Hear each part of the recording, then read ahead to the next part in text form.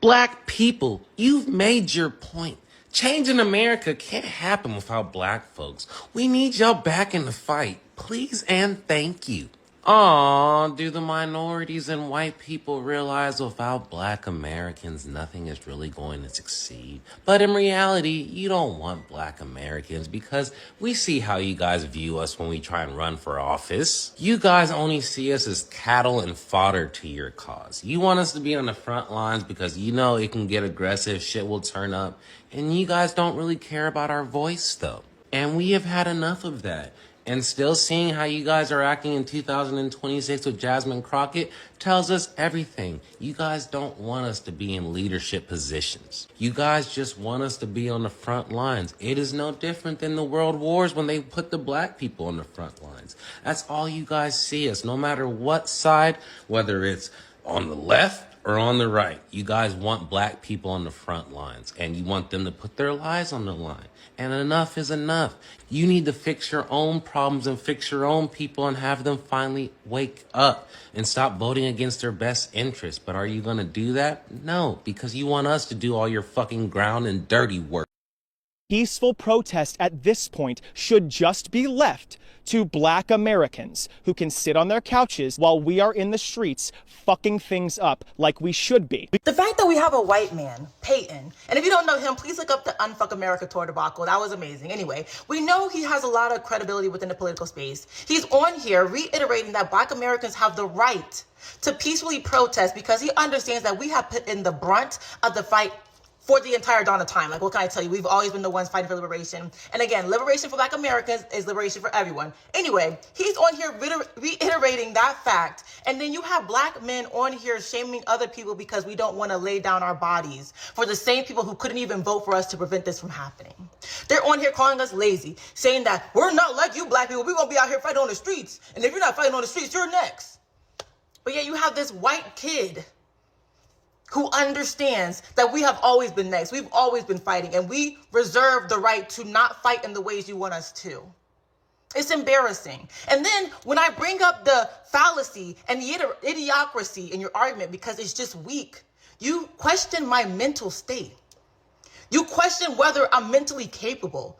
Neighborhood Alki, you're a weirdo, and you're a fucking loser. You a grown-ass man, and you got a white kid running circles around your ass. Then you have the nerve to question my mental state. Nigga, are you okay? Are you all right?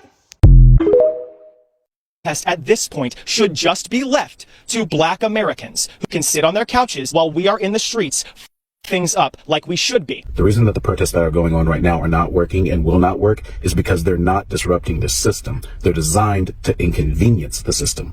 I want to be very clear that I'm not advocating for violence in this video, particularly on apps that are very picky about taking down the wrong kinds of videos from the wrong kinds of creators. Something that I think our white-bodied friends on the left are not understanding about peaceful protests is that the civil rights movement protests were never peaceful. I mean that they were intended to do things that were going to disrupt the system in more than just an inconvenient way. Oh, we don't have the right to be in your schools? Well, we're going to go into your schools and we're going to face the army down because we're trying to press the issue. We don't have the right to sit in the front of your train? Well, we're going to sit in the front of your train in order to press the issue. It was illegal for black people to sit at a lunch counter and ask to be served the same way that white-bodied Americans could be served. They were sitting at the counter with the training to endure everything that they did specifically so that they could be arrested. Those laws needed to be challenged. That meant that someone had to get arrested for doing the thing that was illegal in order for the cases to make their way up to the Supreme Court. If all you're doing is holding up signs, chanting, taking pictures of ICE agents committing atrocities, documenting it, not only are you not helping the people.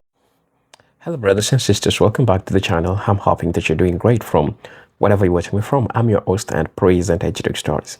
You know, the United States has an history of using black people, and when you go to check history, you are going to see that this is not something which is happening for the first time. Go check when we had black soldiers that fought during the World Wars and how they were used, right? They came back to nothing. And this shows you that there is a pattern, that they are always using black people to their own advantage, because you cannot tell me that you are now seeing the relevance of black people. Understand that the recent ICE raid incident that happened in Mineapolis really created a backlash. And also we had black people that were talking about this. But now this white man is saying that, yo, Enough is enough. And it is time that we need the black voices. We need all black people to go and protest. And he said that we need black people to come and protest for us. And this shows you that they are always trying to use black people. And black people are only important when it's beneficial to them. Brothers and sisters, you understand this pattern. This is not something that is happening for the first time. And I'm really, really glad. And honestly, one thing that I would like to say is that I don't support ICE doing to people that, but the fact that we are seeing an instance of hypocrisy, we are seeing a group of people that are seeing into them that they only need black people when it's important to them, when it makes sense to them, when they know that this is the time that they now need black people to help them do whatever they are doing, right? Black people, please refuse to be used because this is not your fight. This is not your fight. I understand. We are all humans and we should stand for other people. But these people are now learning their lessons and they're getting to understand that racism doesn't pay and racism is the most expensive thing that can ever happen to them. Brothers and sisters, I'm gonna let you watch the video and then I'll be back. I'll be sharing my thoughts in regards to this. So let's watch the video and I'll be back. That are being victimized in real time. You're just organizing a parade. You want to go through traffic this way? Well, we're blocking the intersection. So sorry, you have to go around or you have to wait for the parade to walk by. That's why famously there was a white-bodied woman that was like, well, we need to have bouncy houses at these things. Why wouldn't they be family friendly? Why wouldn't there be a bouncy house there if we're not disrupting the system? We're just out gathering together, holding hands, singing Kumbaya. That's why what they're doing is not working and it's not going to work until someone gets invested in doing something that is really good trouble.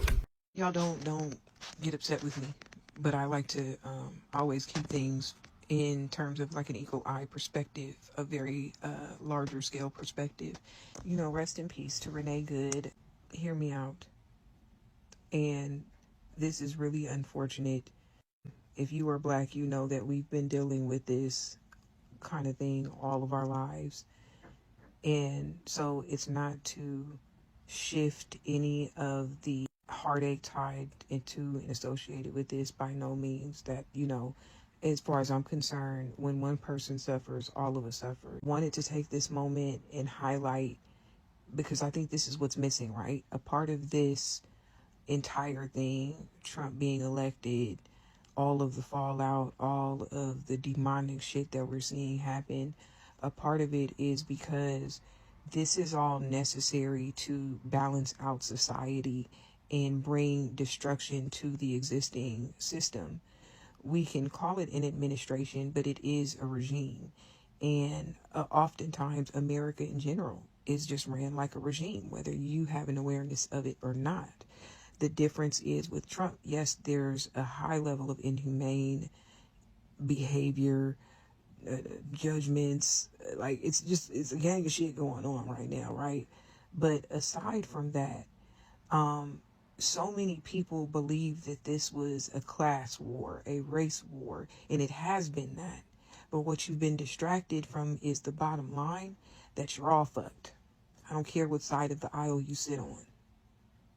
And it's unfortunate that so many people have been colonized, programmed, I want to say institutionalized, because you have to be incarcerated in your own mind to sit here and believe that this type of shit is acceptable because you sit on one side of the aisle, because you support red or blue, but you talk about black people in gangs. So I want to take this opportunity to highlight that there is no race. There is no classism. This is about humanity versus inhumanity. And this is what it has taken for everybody to start knowing the experience of pain that's tied to inequity, injustice. You know, for a long time, it has only been black people that have been the bottom of the societal totem pole. So when you watched us get taken out on your TV screens like it wasn't nothing, like we were common animals, like it was a New York rat, You know, it didn't too much bother you because it's been so normalized. And, you know, fast forward, we have all this economic hardship that's impacting everybody.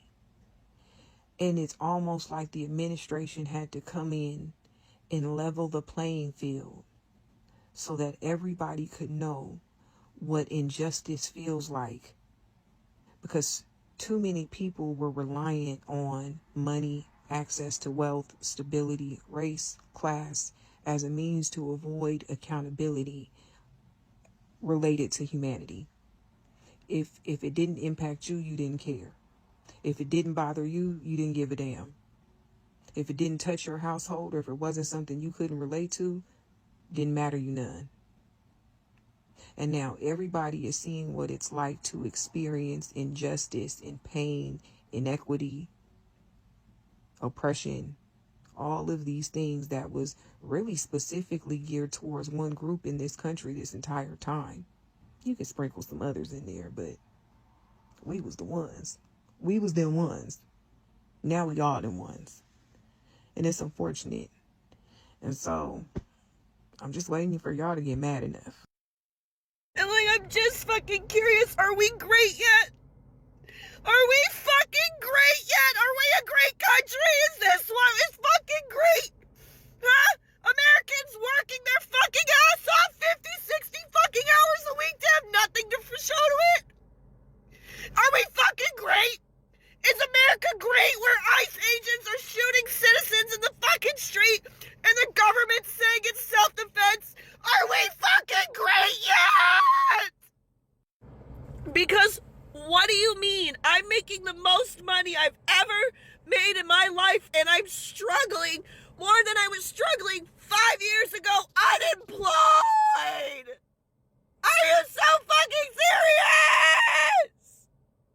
I'm having to overdraw my account every single week just to make ends meet, and that's mostly for fucking groceries. Okay?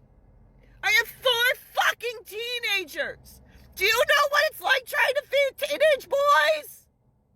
And I got one turning 15 today, and I have $6 fucking in my account. I can't get him a present. I can't get him a cake. I have another one whose first fucking basketball game is today. I was gonna take them out to dinner to celebrate the birthday of the basketball game, and I have no fucking money! But you know, the fucking family on food stamps, which I'm one of them. By the way, we have food stamps. I'm one of those families who would use her food stamps to fucking buy my 15-year-old birthday cake, but I don't even have any food stamps because of you fucking assholes! You think you're making America great because you're a fucking racist, bigoted dickwad. But all you're doing is hurting us, people like me, the working class families who are doing nothing but trying to achieve their own fucking American dream. And for what? And for what? For fucking greed. I need us to deepen our understanding of white supremacy so that we can have more comprehensive conversations about what is currently happening in our society and what we're up against.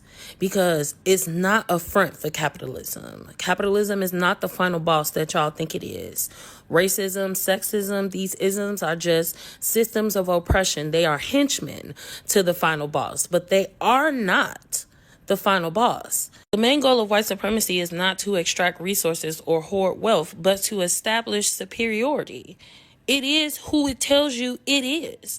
And in order to establish superiority, you have to assert dominance and authority, which is how the situation in Minnesota could happen, is how a white man could end up shooting a white woman in the face, because at the end of the day, the goal is about asserting dominance. Whether that be through financial dominance, gender dominance, race dominance, it doesn't matter. It's about asserting dominance and being clear about who has the authority to assert that dominance and who doesn't. This isn't about laws. It's not about safety. It's not about any of the things. It's not about oil. It's not about none of that shit. It's about asserting dominance. And I think we reach for these other things as a way to rationalize it, because the truth means that people are losing their lives, people are suffering, people are being exploited, people are being oppressed for centuries. Just so a few white men could feel superior. No other reason. No other reason. There is no other reason for so many of the tragedies that we face in this world, other than a few Europeans feeling superior. And that is a very hard thing to accept and grasp, because then what it really means is that all of this is for nothing. All of this is for absolutely fucking not a damn thing. You are correct that privilege is a key factor into maintaining the dominance of white supremacy. The problem with how you're framing it is that it implies that privilege equals rich, which is a very common misrepresentation of privilege that hinders people from not only understanding privilege and power, but understanding white supremacy and the fact that it depends on much more than capitalism in order to function. Which is why even when white people are poor, they still have more opportunities and more resources than poor black folks and poor people of color. And that's why poverty is not actually the unifier that people like Adolph Reed Jr. thinks that it can be, because they are still sowing racial division and programming a superiority complex even in the experience of poverty. That's why it's so important to talk about the fact that they receive more government assistance and welfare than any demographic in the United States. Because even when they are poor, they are still treated with more humanity than anybody else. So I don't really understand what you mean by they can't experience race, but they can experience poverty. And even while they're experiencing poverty, they are still being treated superior to everybody else. So what's your point? A lot of times when we're talking about white privilege, especially in the context of the Western world as black radicals, we're not even talking about your class status. We're actually talking about the privileges and immunities afforded to you by the Constitution. The clause of the Constitution that says that your rights should not be discriminated against anywhere on this land as a citizen. And we know that even when you hold citizenship, your rights still aren't respected the same way that their rights are. You actually don't have the rights that that paper says you should have in practice. It don't work that way. That's what we're talking about. We're talking about privilege. We're not talking about how much money is in your bank account, or your gender, or your sexual orientation. We're talking about you have the right to be treated like a fucking human being in this bitch. And I don't. That's the fucking privilege that we're talking about. So even the poorest of the poorest white person still has an incredible amount of privilege over me, no matter how much money I make. We don't experience poverty the same. We don't experience being rich the same. Right? Capitalism is not the final frontier. Anti-capitalism work is not. It's not going to free us the way a lot of the Marxists would like to have you think it will. It's not. This is why I make it a point when I'm doing my political education work, especially when I'm doing anti-racism workshops, but really when I'm doing any workshop, to explore and analyze our understanding of privilege and power. Because we really don't get it. And even those of us who spend so much time studying white supremacy still truly do not. I'm not going to lie to y'all. I fear that America going to be right back in it. Even if we fix this right now, America going to be right back in this situation in like 2 generations. Because white people is not learning a lesson that they need to learn. They going to have to Stanley Yell as they ass up that mountain like Madame Zeroni and atone for this shit. Because here's the thing. You may not have started the original curse, but you, your mother, your grandmother, your great-grandmother, y'all have been feeding the curse generation after generation after generation, and we've been fighting that curse generation after generation after generation. Yes, I am 30 years old. I was right outside for Black Lives Matter. Until white people go up that mountain and atone for what they did. And this is the thing that's blowing my mind. Y'all keep saying Germany.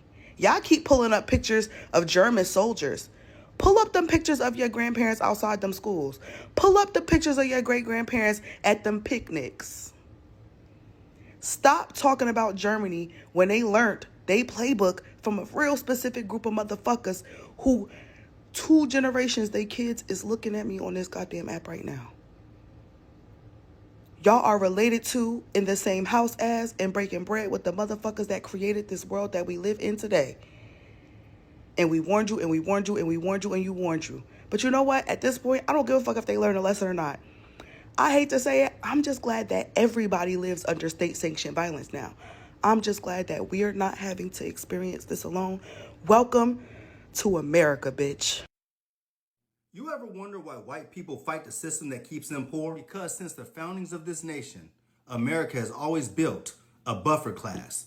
Not by accident, not by culture, but by design. If you live in the United States, you're either benefiting from the system, crushed by the system, or positioned between the two groups to protect the system. The buffer class, the group placed between black people and the elite white power structures. They don't control wealth, they don't write policy, but they enforce the rules socially, legally, and culturally. Basically, their job is to absorb pressure so that the elite never had to face rebellion from below. Like in the South, the buffer class was created through slavery and Jim Crow. Poor whites, overseers, slave patrols, later these are your police and sheriffs and your prison guards. They were always told, you might be poor, but at least you're white. And way up there in the North, they had a buffer class that was created through industry and immigration.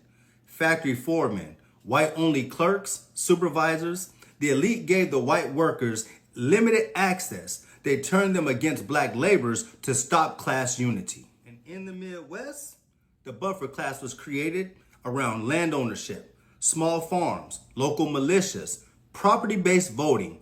Whiteness became a qualification just to belong. And all the way in the West Coast, the buffer class was built through policy and settler expansion. Lawmen, border enforcement, vigilantes. Race defined who was protected and who was dispensable. And Fred Hampton, he knew this, that the buffer class was created for one reason, to prevent unity between the oppressed and the exploited. He also understood that if poor whites, black people, immigrants, and workers ever saw themselves as equals, the system would collapse.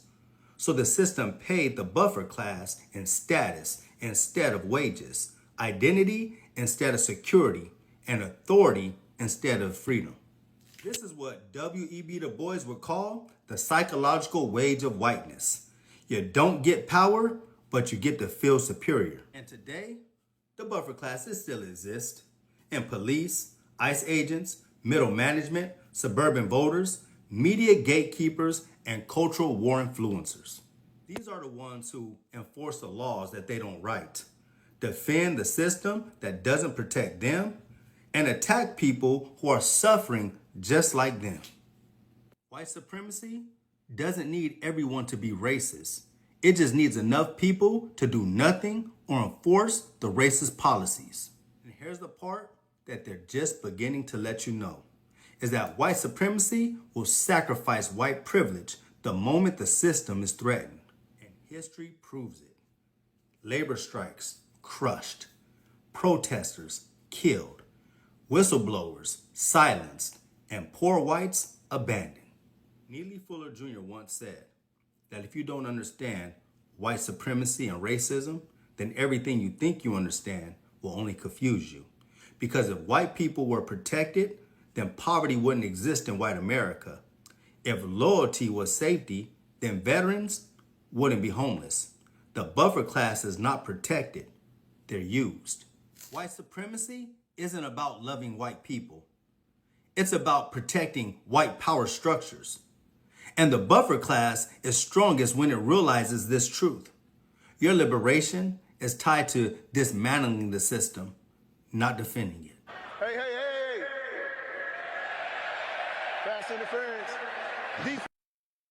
Until white supremacy is dismantled across the globe, there will never be peace.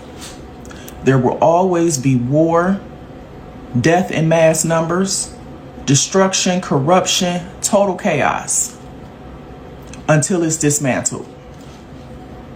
Mind you, they only make up 15% of the global population. The problem with that is the other 85%, the majority of them, side with them because it's profitable. They know the secrets, they hold them. And until they begin to tell the truth, until the lands are given back to its rightful owners, there will never be peace. You will always see war. Evil is in power, and they know it. That's why the racists are going to come to my comments with their bullshit. But they also know the truth. Hey, what's up, fam? How you doing? I hope you're great. Now, this is one thing. Black people, and I understand it is time for you to reclaim back your crown because it is the most important thing that you can ever have. Understand the importance of silence. Silence makes you valuable. And if you talk too much, it means that you are going to lose the value that you have. On the other side, Black people were losing the value that they have, although their voices were so much valuable. But when I say they were losing their value, I mean they were being taken for granted, right? Some people used to say that Black people complain too much, but Black people stopped complaining. See what is happening. You are able to clearly see that the voices of Black people is so much important that all these people cannot do nothing without it. But now they are realizing that something is missing in the stew. Something which used to make the stew become so much beautiful. Something which used to make the stew become so tasty is now missing. And they're now realizing and coming back and saying that, yo, we need Black people. And they understand the significance. They understand the relevance of Black people. And I think for you, a Black person who's watching this video, I think you need to realize, and I think you need to understand that your voice, your demeanor, the way they say you complain too much, and what they say that you do, you are so much significant in the United States. You play an imperative role in the United States. And I think, and I hope that my Black brothers and sisters who are in the United States who are watching this video right now, I'm asking you to take back your crown. Don't give up yet. Keep on fighting. Keep on staying silent, because that silence is making a big mark on their faces. And now they're learning and relearning and getting to understand that indeed Black people were never wrong. Black Americans were never the problem of the United States. They are now seeing the importance of you stepping back, because right now it's eating them. Because if Black people couldn't have stepped back, trust me, you could have still be taken for granted. And you know, when you go to protest, when you go on the street, you know what happens? The ICE raids, now they start acting aggressively with you. But it is just white people. And for your safety, that's all you need to do. If you have to talk, probably they're your friends, they're your family, you can do it online.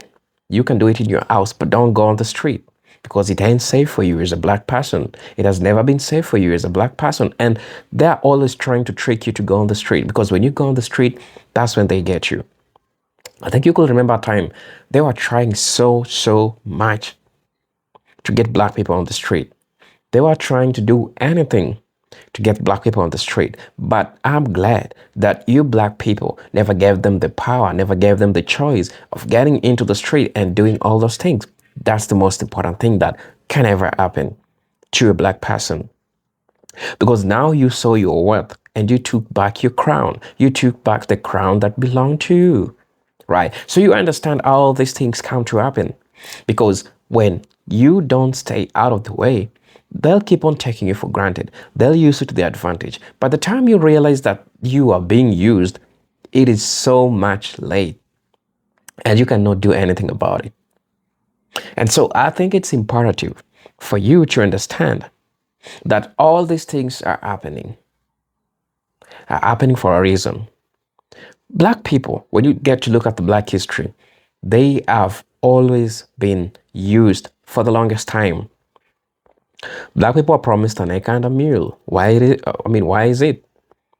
Still today, Black people ain't seeing shit. So you understand all these things are happening, and it is time to claim your throne, to claim your crown. And you know why you belong. You belong dining with the kings, and kings don't go on the street. Kings don't complain. You need to just do whatever you're doing because it has been working for you. And white people are getting to learn that this is something which has been working for them for the longest time. So I hope you get to understand. I hope you get to see all these things and how they happen. I think it's just important for you to just think about it and see that energy that you have always been trying to put to fight for people who don't give a damn about you. Do with it something else. Put it in your own communities. Help your own communities. I'm not trying to be mean with my Black folks in the United States. No, I'm not trying to do that because I'm a person who probably have seen both lives. And I've seen how Black people are treated, especially when they ever needed help from all these other groups because they don't get the same treatment that they give other people. Black people go so much out for people, but they don't get back the same type of energy that they give, right? Because when you keep on filling people's cup, it will only leave yours blank. It will leave yours empty. When it leaves yours empty, you are left with nothing to offer. You are left with nothing to give. You know what, Black folks? I think you need to maintain your cups full so that when the fight comes knocking on your door, you are prepared. You are ready because you tell unity.